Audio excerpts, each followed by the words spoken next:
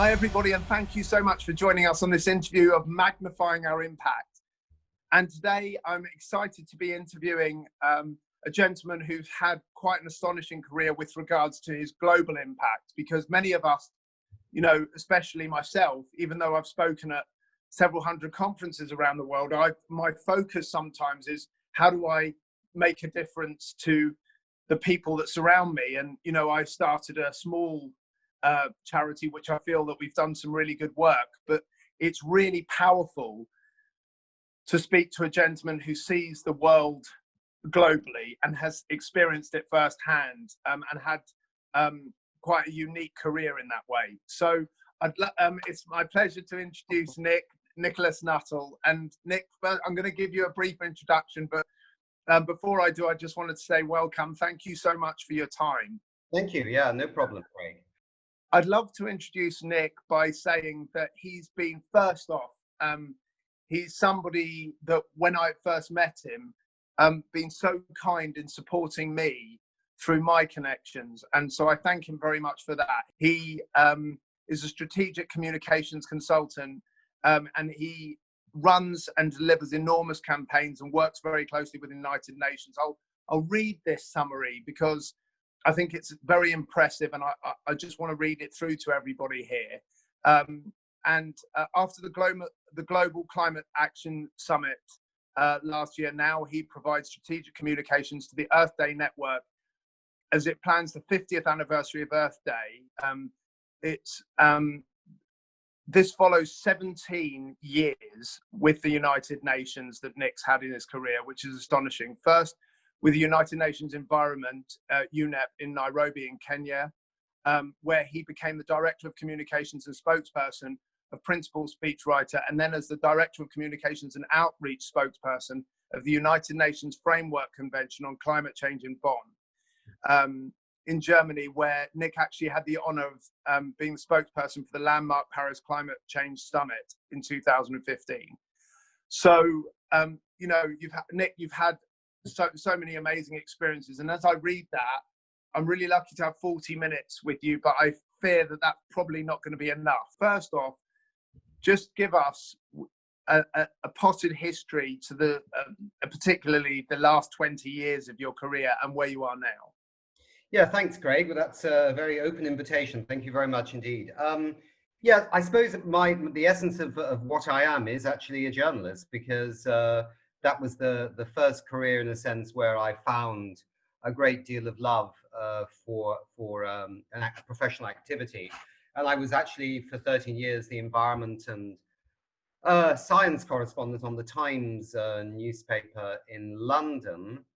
But that was when I got a call asking if I'd join the United Nations. So that was in 2000, and I was asked if I'd come and do some work for maybe 2 years with the UN Environment Programme, which is headquarters, as you rightly mentioned, in Nairobi, Kenya. Lots of people say, why the hell is the Environment Wing of the UN headquartered in Nairobi, Kenya? And you have to say, why not?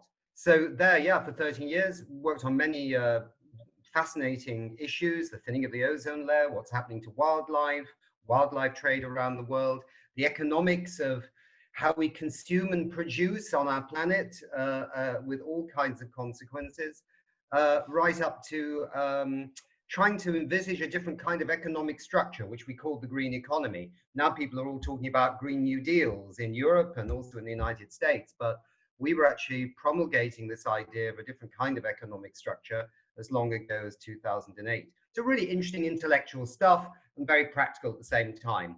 And that brought me into contact with many, many people around the world, politicians, but, you know, celebrities interested in issues of environment, like the supermodel Gisele Bundchen from Brazil. You know, a really fascinating world of different kinds of people trying to change the future. And then got, in a sense, poached by the UN Climate Change Treaty, which is headquartered in Bonn, as you just said, in the former West German capital, and had the pleasure of running the comms and being the spokesperson for the landmark Paris Agreement. 17 years with the UN, that was enough. I think I'd done enough service. And then I freelance for many different people. I write speeches for an alliance to end plastic waste in the oceans, doing strategic comms for some UN agencies on certain projects, and just completed the 50th anniversary of Earth Day. That was on the 22nd of April. And that was the first Earth Day was 1970, where over 20 million young Americans came out and protested on the environmental issues at the time. That was, like 10% of the US population in those days. And we got about 1 billion people out around the world, despite COVID-19, which had completely trashed all our plans for physical events around the world. We all went digital, and it was quite interesting, actually. So I think an unforeseen consequence of COVID-19 was we had many people at home, many people frustrated that many big environmental summits have been cancelled, like the Climate Change Summit in Glasgow, which was scheduled for the end of this year. And so Earth Day 2020 provided a focus for many people's concerns about the environment. And so we had a huge audience on that day, on the 22nd of April, just a few weeks ago. Thank you so much for that introduction, Nick. And, I'm interested, first off, a great place to start is at the beginning. So when you were young, where did your journalism and this love of the planet really start from? What was the key trigger to get you on this path, do you feel? Well, I saw that question when it came to me, Craig, and I thought, as a teenager, what was I really thinking about? And I have to say, I was not really thinking much when I was in my teens about saving the planet from climate change or save the elephants or anything like that. I think I was probably more concerned with girls actually at the time. But I think my main preoccupation was growing up in a very small northern industrial town in steep economic decline, was to escape. And my chosen pathway to escape from the tedium and the endless drizzling rain of Lancashire, my chosen escape route was to become a pop star. And so that was and I somehow thought that, I could be maybe the next James Taylor or Elvis Costello or something like that. And I had some inspiration. My father was very musical. The whole family was quite musical. And I was in a lot of shows and things like that when I was a young teenager, singing and playing the guitar and saxophone and piano. And I was asked to do a test for EMI Records in London when I was 15. It went very badly, and but I was not going to give up, and that was going to be my way out of the tedium and boredom of a northern England town.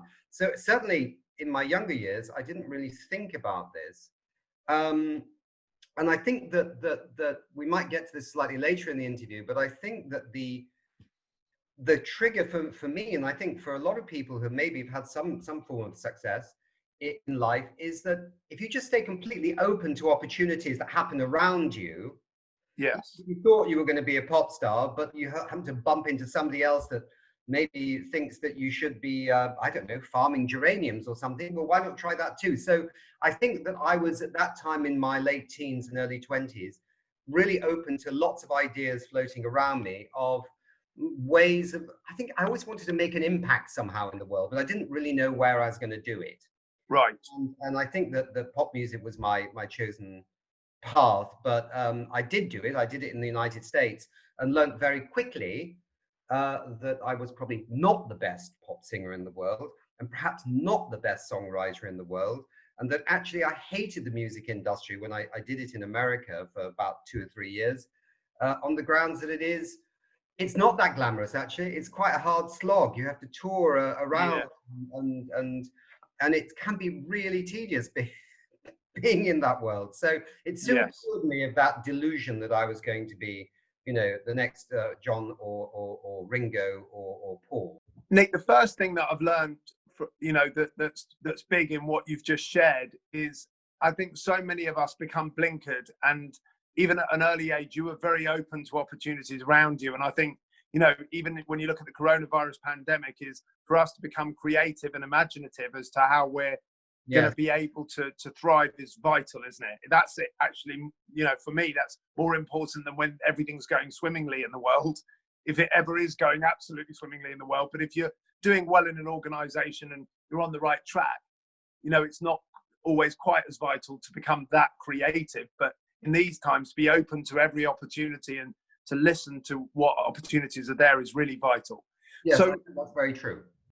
when you look at all the different opportunities that you've now taken and made the most of, not just for yourself, but the impact that you've created for all of us around the world, what do you think are the three biggest elements that have made your career successful so far? What do you think the three things that you've done or thought about or created that have made it successful? So I mean, the danger of this, it sounds like one's, blowing one's own trumpet. So I'm a bit nervous about saying what made my career successful. But I do think that and there's a lot of other people as well, I do think that there's having an endless curiosity about ideas, about things, and about other people, actually. I think the other thing is that I've never done anything for money. Right. I've always chosen to do things that I wanted to because I thought they were interesting. Okay. And I had this idea that if you did it really, really well, and also, importantly, didn't step on other people whilst you were doing it, but if you did it really, really well, that somehow, income would follow. So it was never a choice to do that, to do anything because it had a big dollar sign next to it. No. And I think that's always made me feel a little bit free to do anything I really wanted to do because I wasn't trapped by that. Now that's not some sort of, it's not easy for some people. We all have to make some money, right? Just to put a roof over our heads and feed ourselves and our kids and things like that, of course. But I think the principle is that if you really love something or are fascinated by something, that if you do it well, then you will get paid in some shape or form.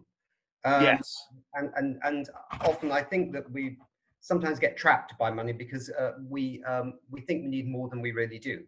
And that ties our hands in terms of our taking opportunities in all kinds of different ways. Yes. I think the other thing is that sense of I think we all get a bit trapped in thinking we know what we should be doing. We know what our talents are. And of course, as you get older, you get a little bit of a better look at yourself in terms of maybe what you're good at. But when you're young, you don't really know what it is you want to do. Some people are very lucky. They want to be a doctor or something, or they want to be a train driver or whatever. But most people have no flipping idea what they want to do. And I think that, especially for a young person, is very important, therefore, to keep your curiosity up and never turn down any opportunity that looks half interesting, because you never know where it's going to lead. And I think the final thing I would say is I hope that, and maybe some people listening to this will disagree, but I hope that one should remain open to ideas from people, no matter how eccentric they seem. Because there's a lot of crazy people out in the world, but there's also some really interesting people, but they maybe don't look like your best friend. Maybe they appear to talk in a way that you don't really get, but everybody's different. And actually, if you give somebody a chance, they can often tell you something very interesting that can actually lead to another opportunity coming along. So I think being always open to people and not thinking that you're better than anybody else, I think that's really important.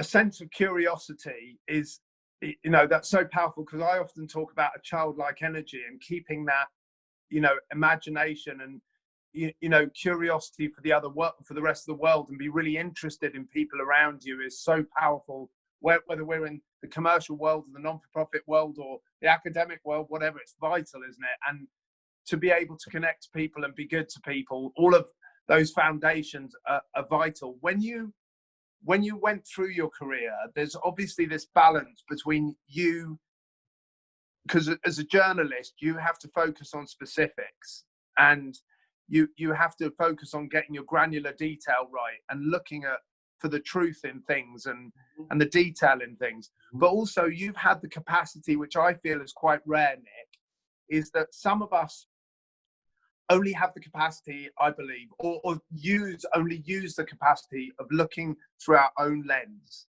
Some people live that way, and we see the world through our own lens, and that is the world. Mm-hmm. And then other people get in their helicopter, if you like, and can see the whole planet and see a bigger. And you seem like you've been able to do both, which is unusual, I think, because some people spend lots of time at a micro level or granular level, and other people think universally. And we might all have that ability, but we get conditioned into a certain way. So talk to us about, how do we move from just looking straight and then go to climate change and really care about it? How do we look at the big issues as well as our small lives? Is there a way that you manage your belief system or your mind to be able to spend lots of time looking at global issues? Is it a skill, or is it just something you do naturally? Well, I think one thing about journalism that it does teach you is to be very, very fast at trying to grasp an idea. You know, if you end up in a press conference with a government minister at 3 o'clock in the afternoon, and in the days when you didn't have online newspapers, right? You had a deadline of, say, 5 o'clock to get that story out, and you have to somehow gut a 500-page report on, I don't know, government policy on transport or something, you know. You really have to be able to somehow understand very quickly what the topic is. So I think journalism is a very good training for anybody, actually, to actually understand complex issues very quickly and internalize them and then express them to a readership so that they understand the essence of what this is about. What's going on? Yes. Sometimes you screw up, but I think anybody should think a little bit about doing some writing and journalism, things like that, even if it's their local newspaper, because I think it allows you to connect and think about things in maybe a different way to how you normally think about things. But I think that working for the UN, which I did, was probably where the connections, the global and the local and the national and the regional, start coming together, because you suddenly realize that we are actually all fabulously interconnected in this world in which we live. I mean, I'm just doing interesting, just for my own amusement, I'm doing an online course right now in sustainable fashion. And it's unbelievable how far a t-shirt travels. Yes. It ends up on your back in Surrey, right?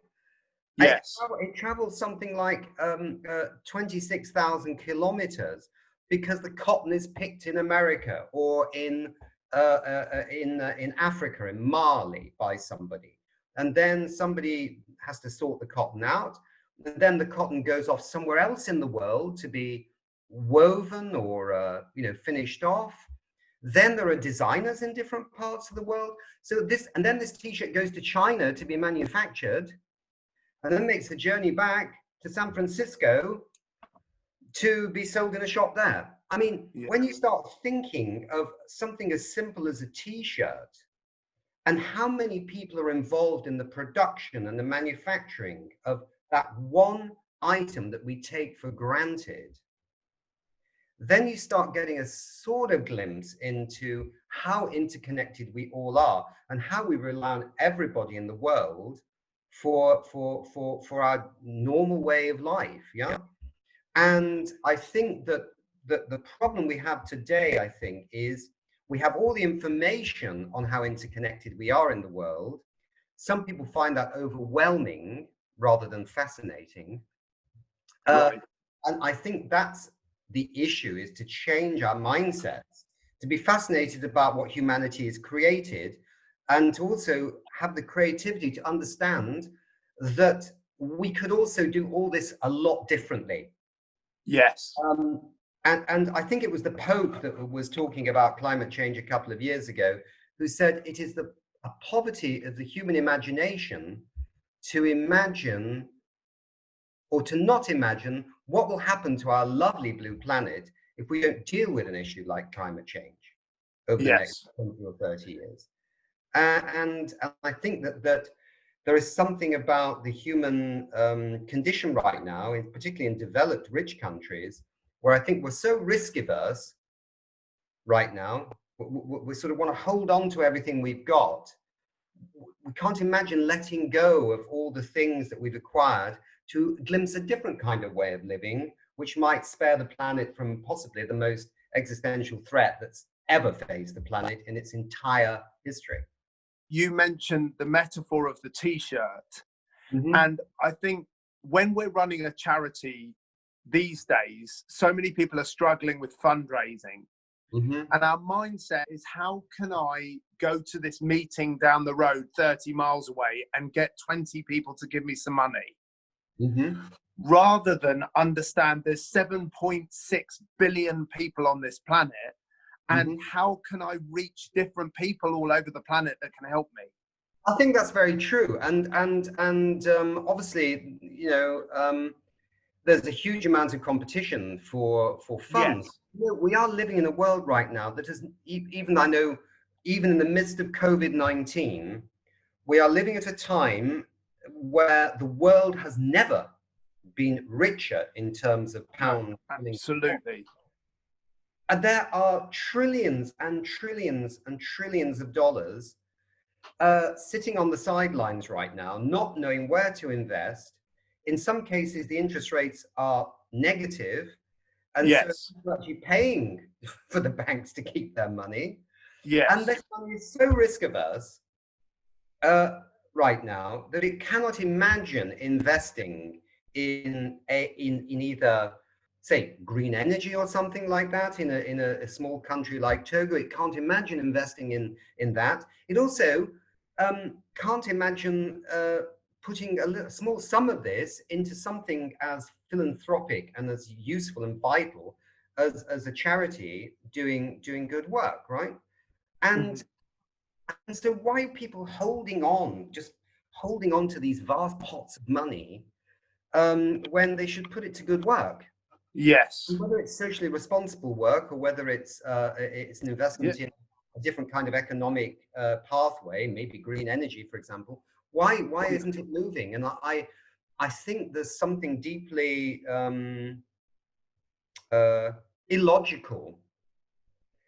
And I think it's also based on some people thinking that they have to hold on their money because A, they might live forever, which of course they won't. So people have to wake up to that fact quite quickly. Yes. Yeah. They want to hand it on to their kids, right? Well, how much money do kids actually need, right? And no, exactly. Hand it over to your kids in large quantities. I think, we've been conditioned into a fear of certainty, and sometimes we believe that holding on too much, at least I've got this. I think you've made a really great point, which is money is an energy that flows in and out of our lives, and we need to. It's a gift. It's a useful resource for us to make change and to develop things. And I think that's so powerful. So there's two things then that strike me very powerfully in that, very clearly. One is that we need to continue the flow of energy and the flow of money around the world to be able to support our planet in the right way, in an ethical way, and in a way that can grow and develop us and contribute, because that's what everybody wants to do, really, in our hearts, is to contribute. So especially, as you say, at a time where we can really put, more than ever, we can put this huge abundance in the world to really good use. So that's really, really powerful. And the second thing that keeps coming back to me as you talk is, we're in a global community here, and so often in our small lives, I'm guilty too. We forget that. And so it's really important now that we're in this digital world to be able to say to, why not somebody in, Japan or Australasia or, wherever, or Papua New Guinea or India, it doesn't matter, that can help us and believes in what we're looking to do. So that's really powerful. I wanted to talk to you more about this because I would say, Craig, I would say one thing, Craig. I mean, so for example, if you were, say, in a charity that was dealing with, say, I don't know, let's make it up, with homeless people, right, in London.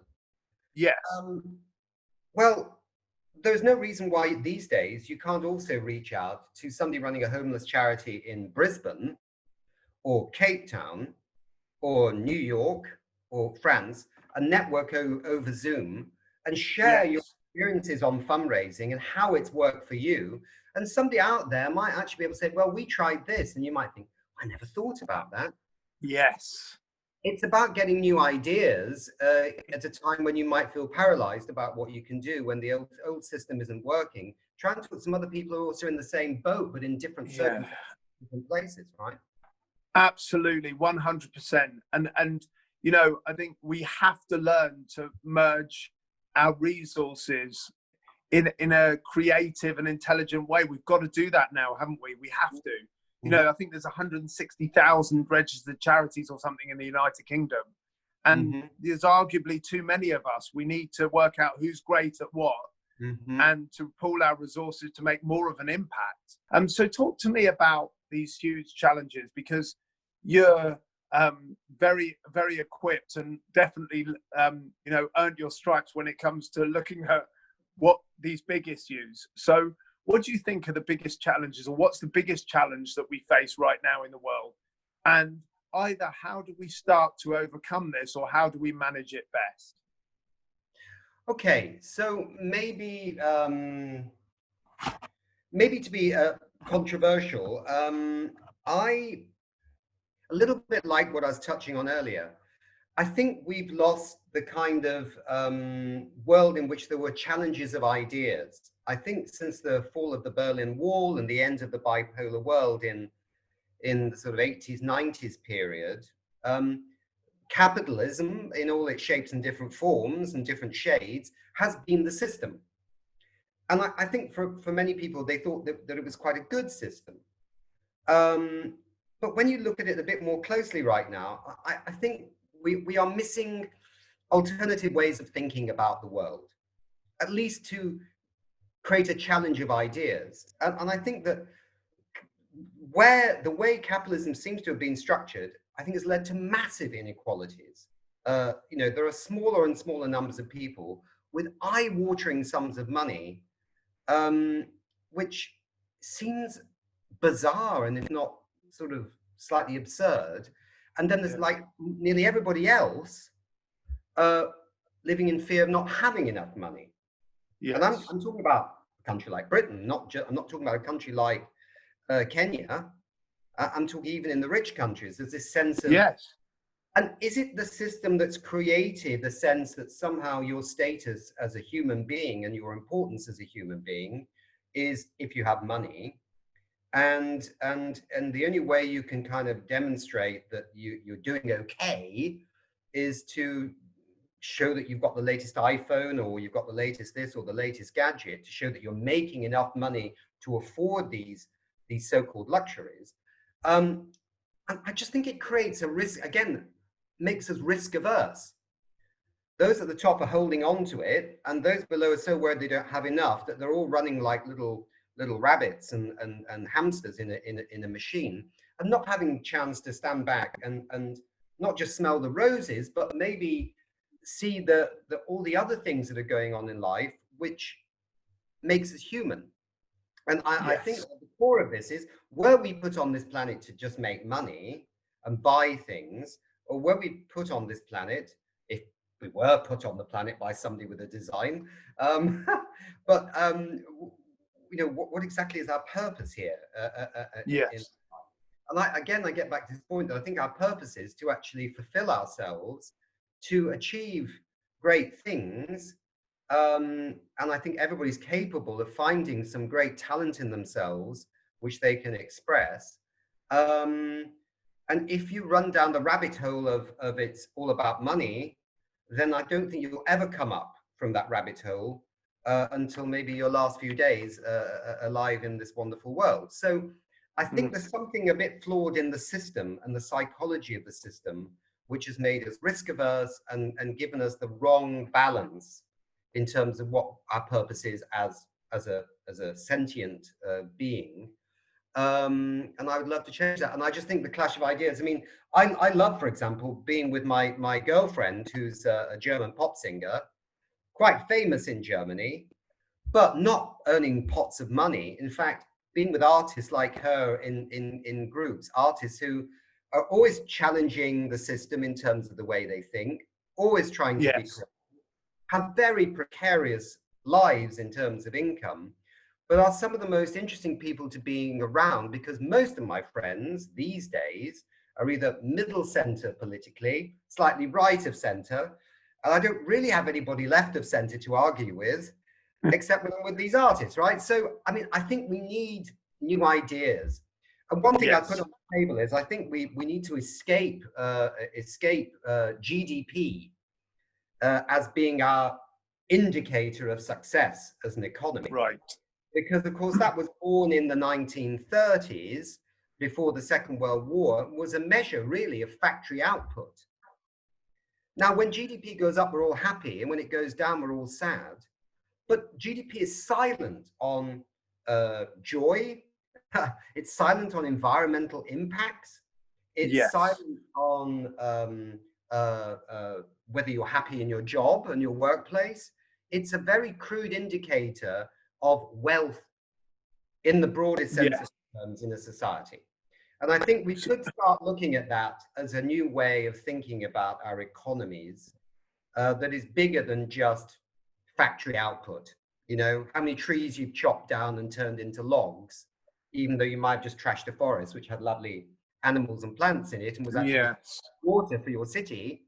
Your GDP looks good if you chop all your trees down because you've sold that wood as timber. But it's silent on all the other benefits that, say, a forest provides: spiritual benefits, economic benefits, water, agricultural benefits. You need forests for agriculture. They recycle nutrients, you know, blah, blah, blah, blah. So, you know, I think a new indicator of wealth, and many people have looked at this beyond GDP, could be a first step towards somehow finding a different kind of notion of what it is to generate wealth. It's not just about factory output, which is the crude indicator of GDP. So what's so great about your answer for me, Nick, there is that you focused on solutions. And I think so many of us get stuck in the problem.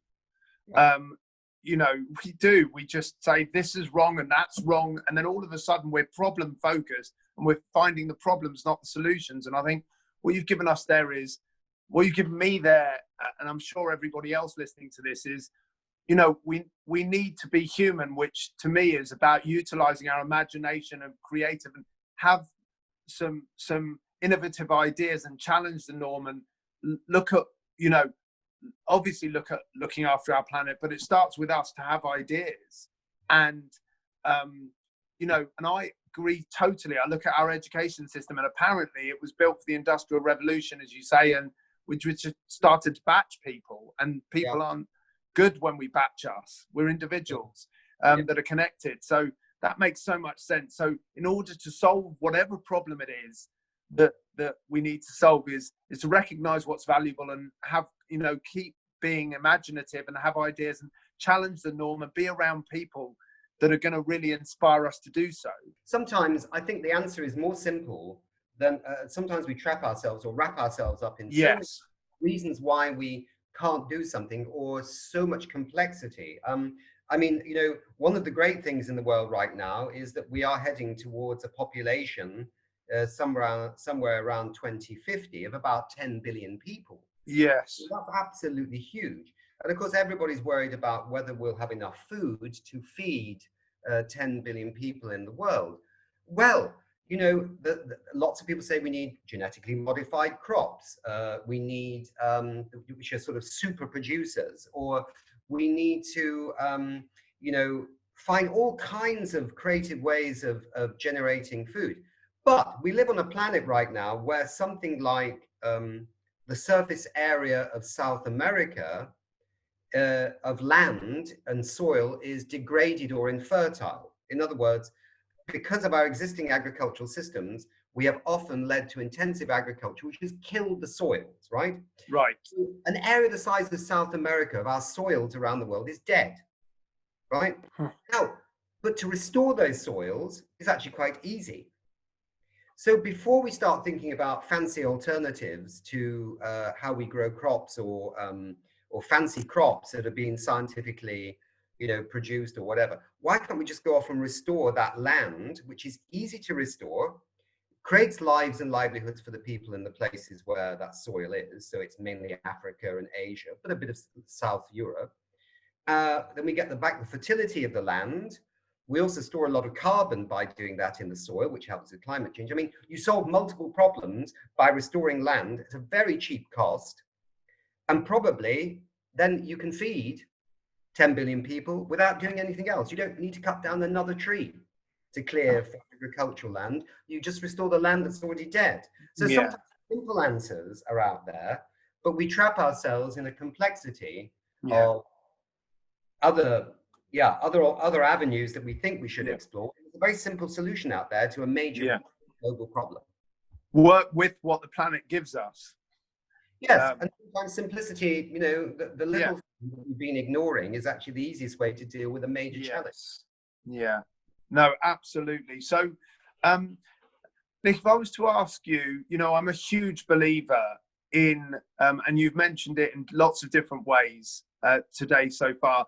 I'm also a huge believer in who we surround ourselves with and the questions that we ask. And, when you look at your career, can you please share with us who are the 2 or 3 that have made the biggest profound difference to you and the world around you? But secondly, and maybe more importantly than that, what are the key massive learnings? What are the biggest learnings that you've had from these people? I think one person, it might be a person that many of us would say, would be my father. And you might say, why your father? And I'll very clearly, because he died when I was 21. Right. And I think that was the biggest wake-up call I ever had in my life, to not to mess around any longer. It confronted me, like I think many people, with the limited time. Nothing is forever, right? And that and we don't have much time on this planet, and therefore don't muck around. So I think, and also I wanted to pay my dad back in a sense by doing something useful. Yes. To say, Dad, it wasn't a pointless thing bringing me into this world and clothing and feeding me. I have done something useful, Dad. If I look up to heaven or wherever he might be hanging out. So I think my father, I think a lot of people might say something like that. And then I think probably a woman called Diane Shanto, who was the editor of a London evening newspaper during a big newspaper war, a really crazy, hard drinking, hard swearing, but absolutely divine person, who was everything you could imagine what a newspaper editor would be like, hard drinking, swearing, yelling at you, but at the same time really cared about her journalists, who actually, when I turned up at this newspaper in 1987 in London, where a newspaper war was going on and they were short of journalists, can you imagine? I turned up with my typewriter. She said, okay, you can sit over there. And for 9 months, she absolutely tore me to shreds. And sent me out on the craziest jobs in the world, from covering court cases in London to a terrible massacre that occurred in Hungerford in England, when somebody shot up lots of people in the town, to covering environmental issues, covering everything. And that was my newspaper training. And if she had not shown faith in me, I would never have then got onto the Times newspaper, and I'd never had the career I had. So she showed faith in me, and I was sufficiently full of, confidence that if I turned up with my typewriter, they would let me stay. Yes. And so that's, and then I think probably again this former German environment minister who was running then the UN environment program, who gave me a telephone call. He'd heard of me through the then environment minister of Britain, because I was working on the Times covering the environment, and he invited me to Nairobi. And from this man, I think I learned more about the interconnectedness of the world, and more about challenging preconceived ideas. I remember us once having a debate about the emission standards of motor cars. Just to give you an example, the emission standards of motor cars. How exciting can that be? At a time when all the car companies were saying, no, we cannot make cars more fuel efficient. It will kill us. We will be out of business. And he showed me the history of the tightening of car emissions, where you could see every time over a period of 20 years, governments had told car companies they had to produce more cleaner cars. They had squealed and complained that it would be the end of the car industry. But when Yeah. eventually it was law, they all did it and made the cars more interesting, actually, introduced Yes. efficient engines. So, I mean, he basically showed me, I think, through the lens of the environmental program of the United Nations, the absurdity of preconceived ideas. Yes. The fact that we create fictions not based on evidence, but we create fictions about other people, about a system, Yeah. about you know, it's like when you talk to somebody maybe in Surrey or Sussex a few years ago, they would have said, "I don't want wind power or solar power; it's far too expensive." And then you would say, "How do you mean?" And then you would say, "Well, it's heavily subsidized." You go, "Yeah, do you know how much we subsidize the oil industry in Britain?" And of Yeah. course, nobody ever has that piece of information because nobody thinks we do subsidize it. And in fact, all around the world, the oil industry is subsidized to the tune of perhaps $2 trillion. Hmm. Don't tell me that renewable energy is heavily subsidized and therefore we shouldn't have it. You know, so I think it's trying to find those bigger, more interesting arguments before we make decisions about what is the best way to behave, what is the best way to proceed, Yes. best way to run our economies. I think we need the bigger pictures and a global picture as well, and the connectedness, but also challenge the preconceived ideas about what is actually fact. Yes. That's What's the truth? Yeah. clear. Do some research, do a bit of digging, and find out, and then make your point of view and deliver. Yeah. That's very valid. Absolutely. So, you've just given us, I mean, throughout the whole interview, but you've just given us three pieces of advice, if you like, that make a huge amount of sense to me.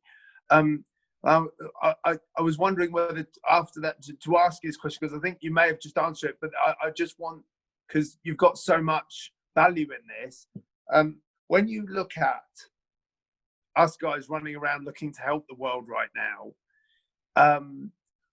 is there a key piece of advice? You've already given us lots, but to summarize this, is there a key piece of advice that you can summarize for us as to when we're out, I say out of this coronavirus or out of this stage of the coronavirus pandemic, what do you feel is most important as to how we think and how we operate as human beings, in particularly in the philanthropic world, about how to give our money or indeed how to run operations? I know it's a big question. What do you think is most important? Yeah. So I mean, I think if you're somebody who has a certain amount of wealth and you wish to give some of that wealth away, Yes. I think that I think this is a very interesting time. I think COVID-19 has changed the rules of the game, and I think there will be even more need for philanthropy and charitable work post COVID-19 than many people actually imagine. But Yes. I also think that it's also buried the myth that somehow governments, how can I explain, that governments don't have a role to play.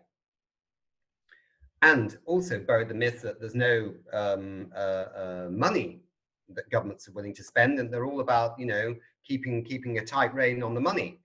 I mean, if we're living in a world right now with such low interest rates, I think this is the moment where, you know, money should be put to work, as I said at the beginning. So I think that if you're rich enough, I think that you need to identify where you want your money to work. What kind of society do you want to build? I wouldn't prop up old systems. So No. if the work of that particular charity was really a little bit old-fashioned, looking backwards to a world that no longer exists, I think one has to think, how can my money, either through charity or by giving directly, build a new kind of economy Yes. that is going to be less, that is going to tread lighter on the planet, but also is going to give people new perspectives about their value and their worth. Because I think that one of the things that I think is really coming is the way we work, the kinds of work we do is going to change dramatically, partly because of COVID-19, but also partly because of automation. We know about that anyway. And so I think finding creative ways in which to employ people to do things that matter in our society, maybe it's caring for a forest, or maybe it's cleaning up the coastline, or maybe it's looking after elderly people. I really don't know specifically, but I just think that we need to invest in a way that gives people employment that delivers useful things. And I think government should be in those charities much more than it has been in the past. It shouldn't be just reliant on private sector money. I think the government needs to realize it has a role to play in the charitable sector more than it perhaps thought it had until COVID-19 came along. Sorry, these are really down and dirty ideas, Craig, which probably... They're instrumental because they're really important from a philanthropic perspective. For me, you've hit the nail on the head, because the past can be a place of reference, but that's all it can be. Yeah. And we have to learn that. We've stuck in old systems. I look at education.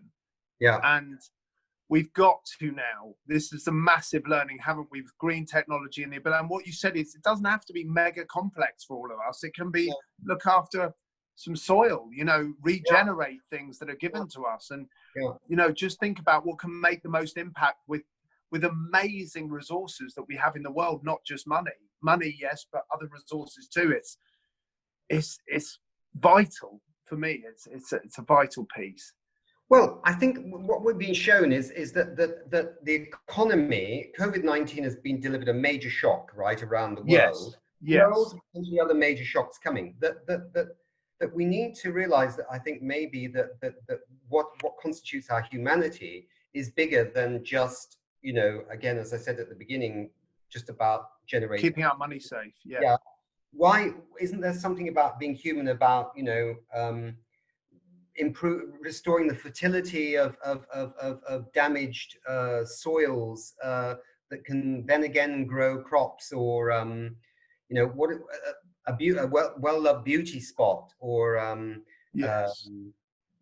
or maybe the time has come to invest in new ways of working from home that don't mean people have to travel endlessly long journeys and spend more time with their families.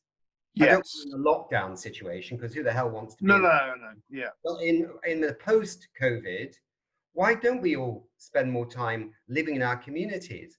Can't we create internet centers like we've dreamed of for 25 years in the village hall, where everyone can go to work in the village hall, connected by the internet to offices in London or New York or Tokyo? Anywhere in the world, absolutely. Which brings life back to the villages again. Yeah, that's commute. Yeah. I mean, I just think there's so many exciting things we could do if we get wise up to it. Yes. That have been simmering as possibilities for how we could live and play and work, and just restores community, restores a connectedness with the land, with our communities, and with people, and creates a different society. Nick, thank you so much. Thank you for sharing with us in this way. It's been really great talking to you. I really appreciate your time, and it's given me massive value, and I know it will to everybody out there. Thank you very much for being here. Thank you, Craig, and thank you for allowing my stream of consciousness over Zoom. Yeah, great. Many thanks, Nick. Speak soon. All the best.